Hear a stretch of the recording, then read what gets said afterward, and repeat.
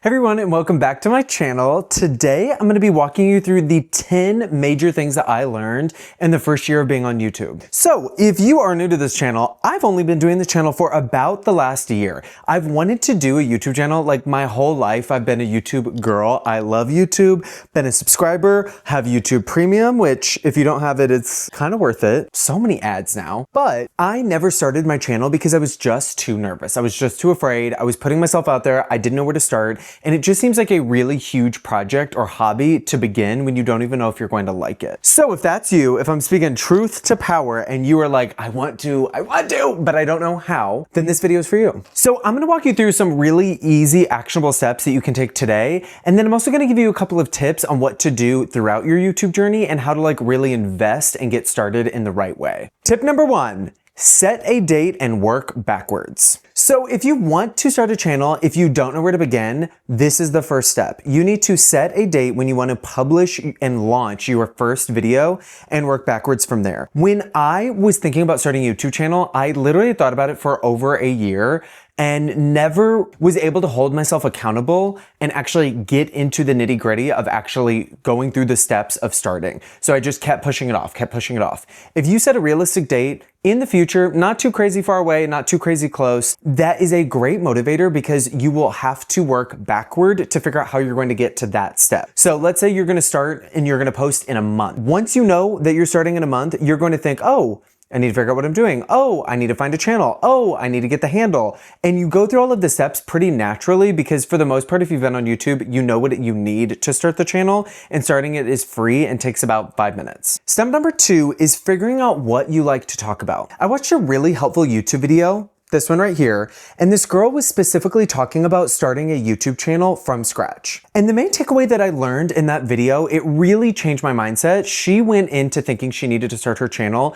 with her niche in mind. I'm a beauty YouTuber, I'm a tech YouTuber, I'm a reviewer, I'm a mukbang channel, I'm a gaming channel, I'm an interior channel, I'm a DIY channel. And she was paralyzed by that thought, as was I. So her advice in this video is to actually just start with the things that you like talking about and then go from there. Your audience and your metrics will tell you what your niche is going to become without you having to put too much thought into it. So I like talking about tech. I like talking about home interior things. I like talking about random ideas. I like talking about my experience trying different things. So that's what this YouTube channel has been so far. I've reviewed a lot of different products. They're easy videos for me to film and to talk about, but I also want to start expanding into other videos that I'm really excited about because they're going to push me out of my comfort zone, but I already have the muscle of filming YouTube videos built. So starting and trying something new will be easier. So when you have your first video ready to go and you want to put it out into the world, here's the thing, and this is gonna kill me and it might kill you, and I haven't even done this yet. You need to post about it on your personal social media, or you need to tell the people in your life that you are doing it. No, hear me out, because I haven't done this. I'm actually about to post on my personal social media that I've been doing YouTube for a year. So if you're one of my friends or family, hello, welcome to my big surprise. The reason why I say that this is really important is because you need actual critical feedback at the beginning,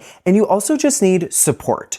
Putting yourself out on the internet is very difficult, I know firsthand, and it's not going to get any easier when you also have to hide it from people in your life. I did not tell anybody that I was doing this besides a few close people in my life because I wanted to see if it was something I even liked. Spoiler alert, I like it, and I'm going to keep doing it in a bigger and bigger way. So now I have to go out to all the people that do not know about this that I am close with and let them know. And I don't know if I really saved myself anything in doing this in the end, because on the flip side, I saved myself the initial embarrassment, but then I also kept myself from getting help and new ideas and momentum that I really could have used at the beginning of this journey. So it's cringe, I get it, but you gotta post about it and tell people you're doing this new hobby. 4th tip, respond to the comments. I literally never thought that anybody was ever gonna watch these videos, and here you are, so it's working. From my very first video, got 1 comment. I will never forget that comment. Love you. It really was a moment where I was like, oh, a real person watched this. I'm not just talking to myself. And responding to comments does 2 things.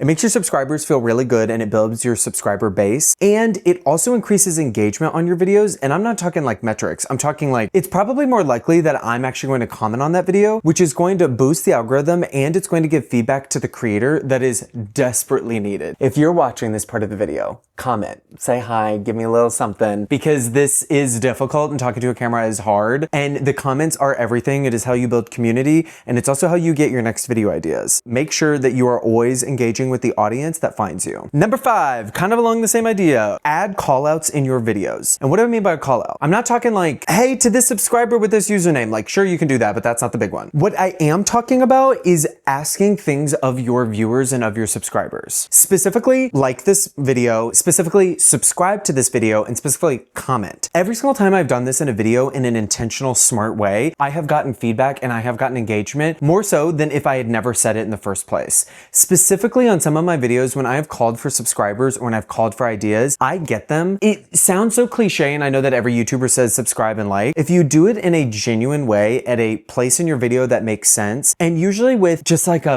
be a normal person, give like an actual message, give an actual reason why you want this to happen, people usually respond. Everything is free. People are empathetic. They understand that you're trying just like I do. So ask them to do something for you. Number 6, write ahead of time. I did not start writing scripts and like outlines for videos for a long time, and it made recording a lot harder. I pride myself on being able to just like come up with stuff in the moment, but when you are in a room by yourself and you are talking to a camera, there is nothing else like it in the world. It's not like talking to your friend. It's not like presenting in front of strangers. It's not like talking to strangers. It really is very difficult to connect with the camera and make the camera feel like a person. So when you write yourself a script or an outline, depending on how much structure you need, it's very easy when you are embarrassed or it's awkward or you don't know what to say next to just quickly take a peek at your script. It's what I've been doing for this video. And then you know when you go back and edit that your thoughts are hopefully going to make logical sense in the order that you filmed. You can always do editing magic and change the way that you said things after the fact, but it makes it a lot harder. And honestly, filming is the short part, editing is the long part. So do yourself a favor and just do the editing in the moment. Now, along the lines of writing, use ChatGPT. That is my 7th tip. Yeah, it's number 7. Use ChatGPT.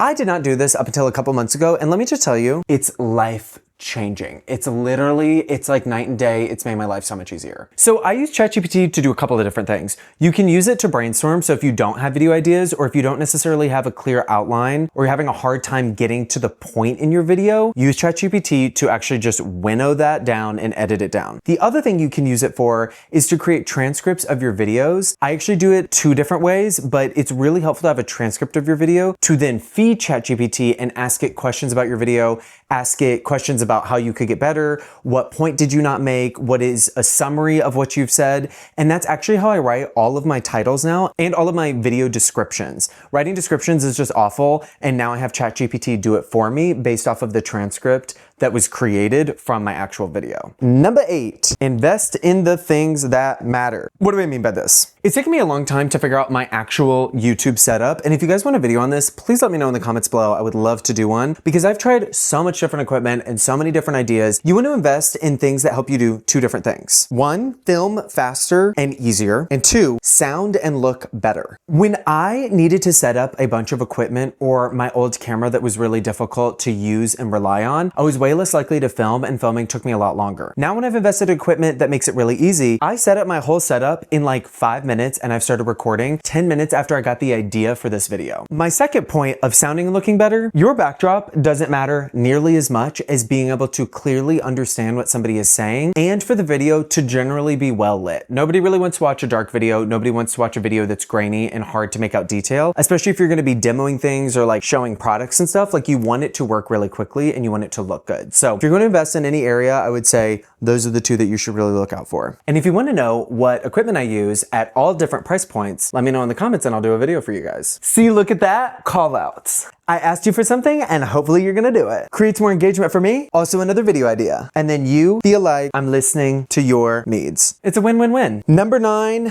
kind of the hardest one, but it gets easier over time. Post regularly. Now, every video you're gonna watch about like starting YouTube is gonna tell you to post regularly. That's just true with social media. Social media companies want your attention, and to get your attention, they want consistency from creators. They want you to post regularly. Obviously on YouTube with long form content, you can usually get away with a longer time span. Decide ahead of time what you think is a realistic goal of posting regularly and then stick to it. I decided at the beginning of this journey for no reason that I was going to post once a week, so I would have one video a week for the entire year. And that's what I did. I missed 2 different weeks at different times, but then I posted twice that next week, so that way I still had the same amount of content that I set out to create at the beginning of the year. This has been really useful because I have not let myself get lazy and complacent, and I've gotten better at YouTube because I always know that it's something that I'm going to be doing. It is really hard at the beginning, but trust me, it gets way easier, and now it is just a part of my regular life, especially if you really are smart about this and you pre-film. I'm starting to get in the habit of pre-filming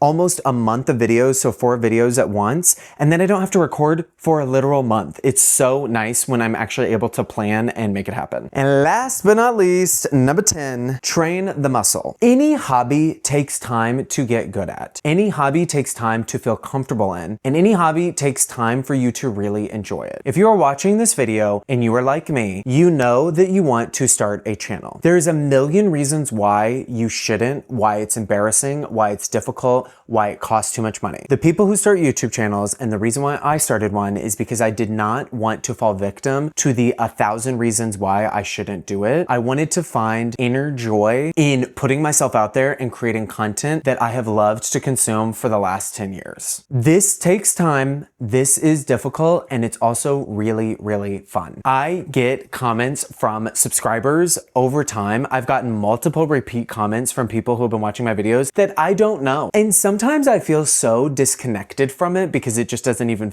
it's like this online version of me. But at the end of the day, it's really gratifying to look back at my YouTube page and to have subscribers and made videos every single week, gotten way better at videos. I look at my old ones and I can see the fear in my eyes that I don't feel now recording because I've done this so much. I also got monetized, which I didn't think was going to happen. And I've actually made money from this channel, which is crazy and very exciting, and it opens up so many possibilities in the future that would never be in what I thought was possible if I had never started this channel. I am super excited for where my channel is going to go this year and the new projects I'm going to be able to do, all because I decided to film a really difficult, kind of embarrassing video over a year ago. So that is all 10 pieces of advice I have for you guys. Obviously, we can get into a lot more specifics around how I do things and when I do things and what I use and how I edit. And if you guys want to see that, of course, let me know. I would love to give you an in-depth tutorial on how to just make YouTube videos the fastest way possible. I think that tech should always be used as a tool, and if you're being limited by what you create by the tech that you use, then something in that equation is not working. So that is my video for this week. I really am excited to hear from you guys. I hope that new aspiring YouTubers find this and that this was really helpful, because I really could have used words of encouragement when I wanted to start, and I can't wait to see the channels that you guys create. Please link them below if you ever do. And with that, I'll see you in my next video because my light just died. Bye.